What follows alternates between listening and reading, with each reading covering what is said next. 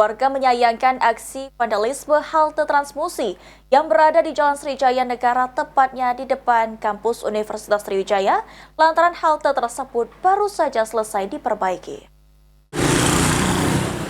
Aksi vandalisme yang dilakukan oleh oknum tidak bertanggung jawab kembali terjadi di Kota Palembang. Kali ini menyasar pada halte Transmusi yang berada di Jalan Sriwijaya Negara, tepatnya di depan kampus Universitas Sriwijaya. Salah satu warga dan pengguna Risma Rosa mengaku miris dengan adanya aksi vandalisme oleh oknum tidak dikenal ini, karena masyarakat selalu menuntut untuk melakukan perbaikan tetapi tidak dapat menjaga fasilitas umum.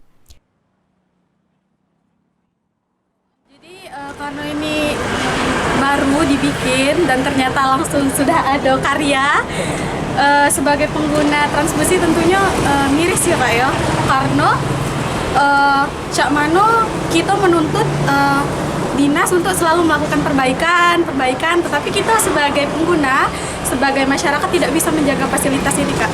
Berarti kita menyayangkan lah ya. Iya, betul sekali. Senada warga lainnya, Dewi juga menyayangkan hal tersebut, karena sebagai masyarakat seharusnya dapat meningkatkan kesadaran dalam menjaga fasilitas umum yang telah pemerintah berikan. Selain itu juga harus saling meningkatkan satu sama lain.